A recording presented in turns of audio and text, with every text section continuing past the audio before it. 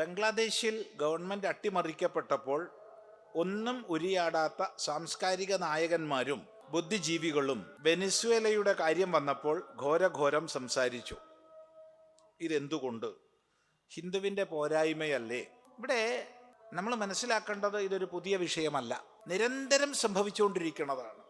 Venezuela, Bangladesh നമുക്ക് രണ്ടാമത് പറയാം. ഈ കേരളത്തിൽ കൂട്ടമായ ആൾക്കൂട്ട കൊലപാതകങ്ങൾ നടന്നപ്പോൾ വിശപ്പ് സഹിക്കവയ്യാതെ മാനസികമായി ക്ഷീണിതവനായ ഒരു വ്യക്തി ഒരൽപ്പം ഭക്ഷണ പദാർത്ഥം എടുത്തു എന്നുള്ളതിൻ്റെ പേരിൽ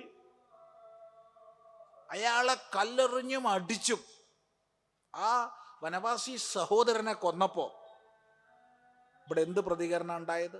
2 സഹോദരിമാര്, നമ്മുടെ കൊച്ചു പെൺകുട്ടികൾ അതിഹീനമായി എല്ലാ അർത്ഥത്തിലും പീഡിപ്പിക്കപ്പെട്ട് കെട്ടിത്തൂക്കപ്പെട്ടപ്പോൾ ഈ കേരളത്തിൽ നമ്മൾ എന്ത് പ്രതികരിച്ചു?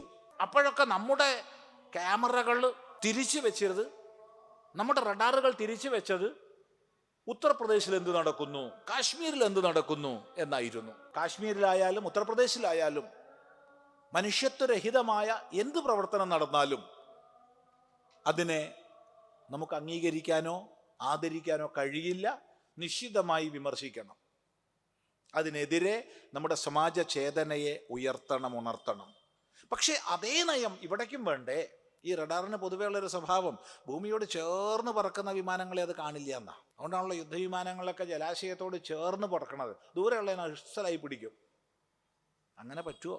അടുത്തുള്ളതിനല്ലേ ആദ്യം കാണേണ്ടത്, അടുത്തില്ലാണ്ടാക്കേണ്ടത്, എന്നിട്ടല്ലേ ദൂരെയുള്ളത് നോക്കണ്ടു. 1947 28% ഹിന്ദുക്കളായിരുന്ന പ്രദേശമാണ് ഈസ്റ്റ് പാകിസ്ഥാൻ. ആ ഈസ്റ്റേൺ പാകിസ്ഥാനാണ് 1971 ഭാരതത്തിൻ്റെ സമർത്ഥമായ ഇടപെടലിലൂടെ പാകിസ്ഥാനിൽ നിന്ന് മോചനം നേടി സ്വതന്ത്ര രാജ്യമായി ബംഗ്ലാദേശായത്. ആ 28% ജനങ്ങൾ ഇന്ന് നാമമാത്രമായിരിക്കുന്നു, പേരിന് 7% എന്ത് സംഭവിച്ചു? ബാക്കിയുള്ളവർക്ക് നിത്യവും പിച്ച് ചീന്തപ്പെടുന്ന കൊച്ചു പെൺകുട്ടികളും മുത്തശ്ശിമാരും, നിത്യവും ഹിംസിക്കപ്പെടുന്ന പുരുഷന്മാരും, ബലപൂർവകമുള്ള മതം മാറ്റങ്ങൾ ഇതിൻ്റെ പരിണാമമാണ്.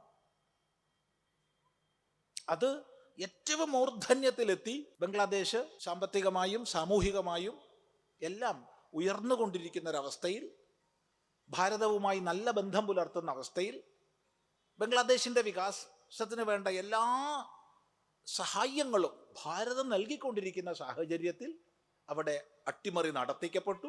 അട്ടിമറി നടത്തുന്നതിൻ്റെ പിന്നിൽ ഇസ്ലാമിക ഭീകര സംഘടനകളായിരുന്നു. ലോകം മുഴുവൻ മതാധിഷ്ഠിത രാജ്യം സ്ഥാപിക്കാൻ വേണ്ടി പ്രവർത്തിക്കുന്ന ജമാഅത്തെ ഇസ്ലാമിയുടെ വിങ്ങായിരുന്നു. അവരുടെ പിന്നിലുള്ള ചരടുവലി അമേരിക്ക ആയിരിക്കാം, അല്ലെന്ന് ഞാൻ പറയില്ല. ആയിരിക്കാം, ആണെന്ന് പറയാൻ പറ്റില്ല. അല്ലെങ്കിൽ മറ്റാരോ ആയിരിക്കാം. പക്ഷേ നേപ്പാളിൽ സംഭവിച്ചു, ഇപ്പുറത്ത് ബംഗ്ലാദേശിൽ സംഭവിച്ചു, ഭാരതത്തിൻ്റെ അതിർത്തിയിൽ മുഴുവൻ സംഭവിച്ചുകൊണ്ടിരിക്കുകയാണ്. ഒരേ പാറ്റേൺ, ഒരേ രീതി വിധാനം. അത് അക്രമാസക്തമാകുന്നൊരു ജനക്കൂട്ടം, പ്രത്യേകിച്ച് യുവജനങ്ങൾ വികാരപരരായി അഴിച്ചുവിടുന്ന അക്രമങ്ങൾ ആ രാഷ്ട്രത്തിൻ്റെ വ്യവസ്ഥയെ നശിപ്പിക്കുന്ന രീതിയിലേക്ക് തിരിയുന്നു. അങ്ങനെ അവിടുത്തെ ഭരണാധികാരിക്ക് ഭാരതത്തിൽ അഭയം തേടേണ്ടി വന്നു. അതുകൊണ്ട് മാത്രം അവർ ജീവനോടുകൂടിയിരിക്കുന്നു.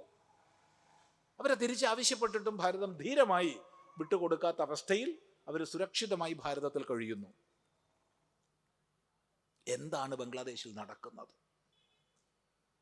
ഹിന്ദുവാണെന്ന ഒറ്റ കാരണം കൊണ്ട്, വേറൊരു കാരണവും ഇല്ല, ചവിട്ടി ചവിട്ടി ചവിട്ടി ബോധം കെടും വരെയാക്കി ജീവനോടുകൂടി കത്തിക്കുന്നു. തൂക്കിയിട്ടിട്ട് ജീവനോടുകൂടി തീ കൊടുക്കുന്നു.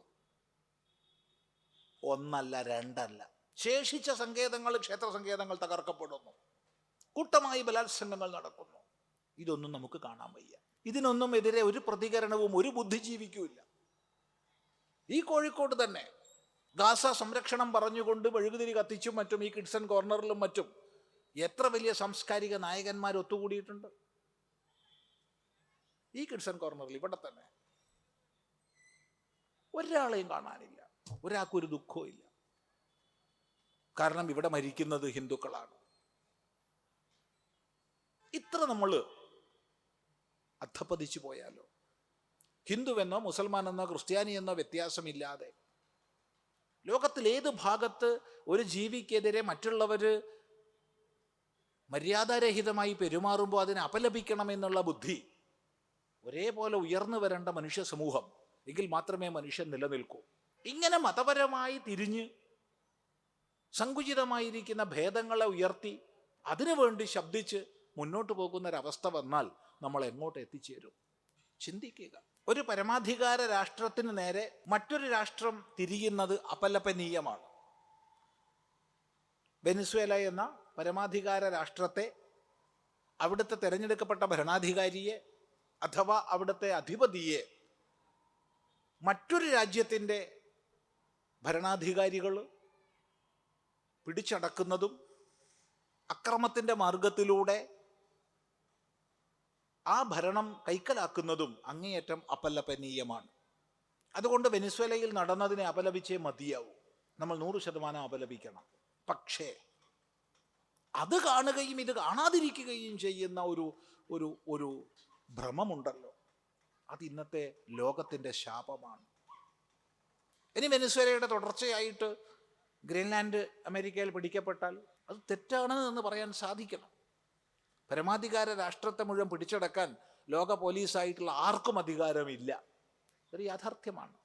പക്ഷേ ഒരേ ദൃഷ്ടിയിൽ എല്ലാ പ്രശ്നങ്ങളെയും നോക്കി കാണാനുള്ള കഴിവ് നമുക്കുണ്ടാവണം. എവിടെ മനുഷ്യന് നൊമ്പരമുണ്ടോ ആ നൊമ്പരത്തിൽ ഒന്നിച്ച് ഒരുപോലെ സഹതപിക്കാനുള്ള മനോഭാവം ഉണ്ടാകണം. ഇത് നമുക്ക് നഷ്ടമായിക്കൊണ്ടിരിക്കുകയാണ്. ഇത് നമ്മളിൽ നിന്ന് നഷ്ടപ്പെടുത്തിക്കൊണ്ടിരിക്കുകയാണ്. അത്രയേ അതിൽ പറയാനുള്ളൂ.